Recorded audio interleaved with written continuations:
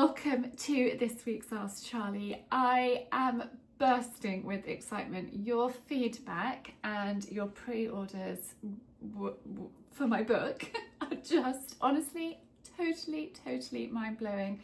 Thank you so much.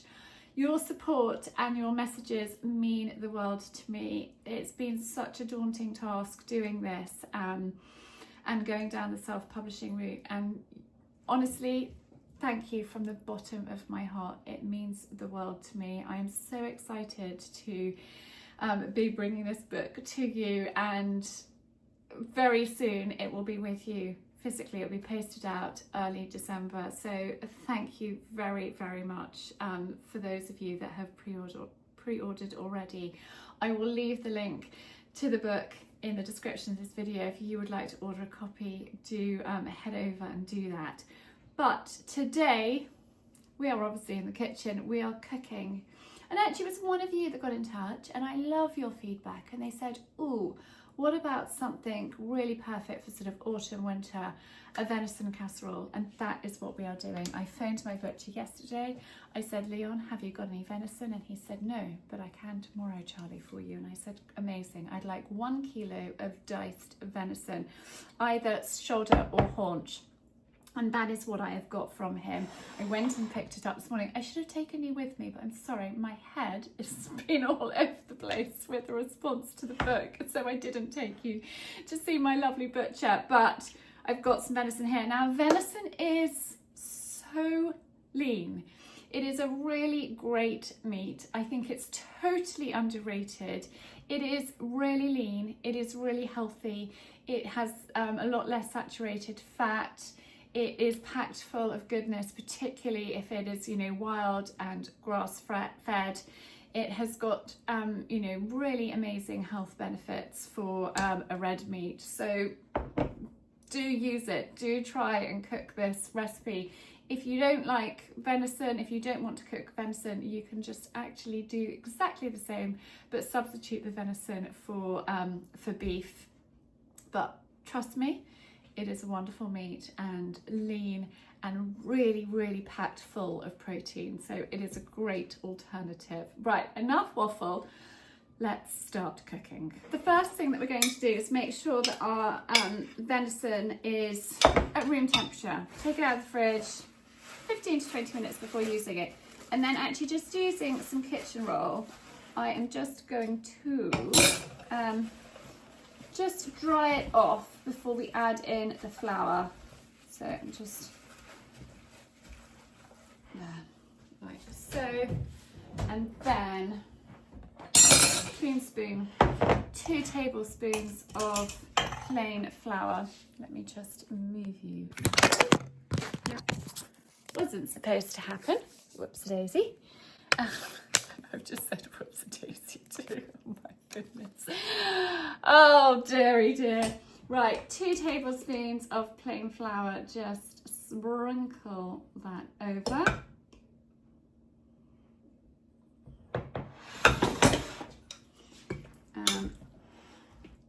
Mix that through.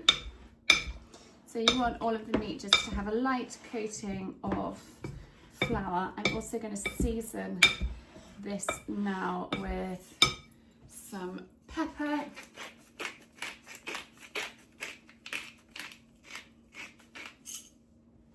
generous helping of pepper, and a couple of pinches of sea salt.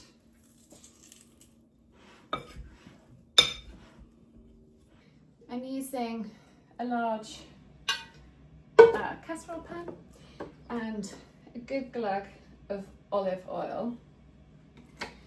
Now we want to brown this in batches. I've got a bowl here to pop it into, and I am going to not overcrowd my pan, just add in probably a third.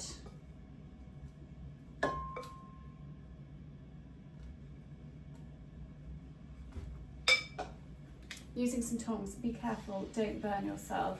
And you just want to brown the venison on each side and then pop it into the bowl. Don't worry if you get a little bit of a crust building up on the bottom of your pan. We actually want that, it's going to add to the flavour. So don't go and wash your pan if it catches at all on there. Obviously you don't want to burn your meat, but you want it to be browned all over. So we'll just leave that for a moment and let it do its thing, and I'll show you what it should look like in a minute. When you're browning meat, you want to just leave it and not keep interfering with it. Leave it for a good few minutes and then turn it.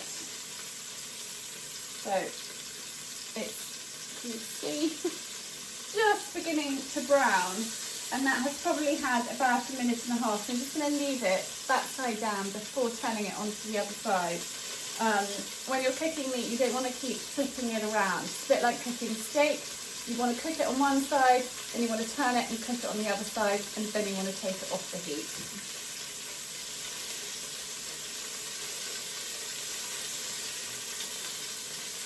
So it's now just browning up perfectly. It's time to turn it. Be careful, don't burn yourself. When it's looking like that, you are done, and you can pop it into the bowl of cooked meat. You don't want to overcook it, you just want it to brown on both sides. And don't worry if you get a little bit of a crust forming on the bottom of your pan. That is perfect, that's what we want. And now add in another third of your meat and do exactly the same. All of my meat is now brown, so I'm going to add that in with the rest. Got this great crust on the bottom of the pan, which is perfect. Now I'm going to add in 150 grams of chopped pancetta, and just straight into the pan. You don't need to add anything else. There's enough fat in that pancetta that will come out as it cooks. I just want to fry that for about a minute and a half, 2 minutes before we add in the carrots and the celery and onions. I need to get the onions. The bacon is sizzling away in my pan. I'm going to add in my onions. That's 2 large chopped white onions and 2 sticks of celery and 2 carrots. Add those in. I'm going to cook this little lot for about 5 or 6 minutes until those onions start to soften. And I always like to salt my onions at this stage, so a couple of pinches of sea salt. This is softening nicely, so I'm just going to add in 2 cloves of crushed garlic, a tablespoon of tomato paste. I've just added in the tomato and garlic, and I'm going to add in 2 tablespoons of redcurrant jelly. Redcurrant works really well with venison. This is not a tablespoon, it's a dessert spoon, but a bigger spoon won't fit in my jar, so we're just pretending it's a tablespoon. And 1 tablespoon of Worcester sauce. Now I'm going to add in 500 ml of stock, either a game stock or a beef stock. And oh, it smells so good. I'm going to add the meat back in, and any juices that have collected as well, add those back in. And 250 ml of red wine, or you could add more stock if you preferred. And then just give that a stir through, scrape off anything from the bottom, and then it is almost boiling. I'm going to put the lid on, bring it to the boil, and then I'm going to let it simmer for 2.5 to 3 hours. You want to cook it on a low heat. Low and slow is my motto when it comes to stews and casseroles and things like that. It's also always better the day or so after, and it also freezes brilliantly, and then the flavours really have a chance to infuse and develop. So this is something to cook in advance. It's also perfect for a winter dinner party. It's perfect for a big family lunch. It would also be perfect around Christmas and New Year, so it's something that you can do in advance and get ahead on.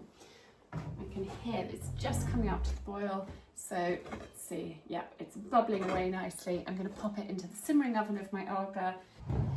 and leave it there for a good few hours. Now, if you don't have an Aga, and you can use a slow cooker or you can just simmer it for 2 or 3 hours. I have this wonderful Aga from Range Exchange, and it's electric, it's dual control, and I can just turn the hobs off when I don't need them, and it's perfect. Anyway, I'm going to leave that to do its thing, and I will be back with you later on. Our venison is coming to the end of its cooking time, so I am just preparing some button mushrooms. I just pull out the stalk and then just chop them up, and we're going to fry these in some butter. Totally optional, you don't have to add them in. I think they just add to the dish. So just literally pull out the stalk and slice. When your butter is bubbling, add in the mushrooms and just cook them for a couple of minutes. I've just taken the venison out of the simmering oven. We are going to give it a little stir through. And I'm now going to simmer it on the top here for about 15 or 20 minutes and just let that sauce thicken up a little bit. I'm going to add in the mushrooms now that I've just fried in a little bit of butter, and then just let that simmer and reduce a little bit and thicken up. I popped some jacket potatoes in the oven. I'm going to serve these with jacket potatoes and some tender stem broccoli. So there we are. I have got a knob of butter in my jacket potato, tender stem broccoli, and my venison casserole. Utterly delicious. If you haven't tried venison, give it a go. It is a really lean meat, packed full of loads of protein, and yeah, I think utterly delicious. But if you don't fancy it, remember you can just use beef and just follow the instructions exactly the same. I would probably leave out the red currant, but thank you so much for tuning in to this week's Ask Charlie. Thank you so much as well for the love and support of my book. I hope that you have enjoyed this recipe. Make sure you save it, and it's available for you to download, print off and keep. And I look forward to seeing you on Friday with this week's vlog, and in the meantime, have a super week and lots of love.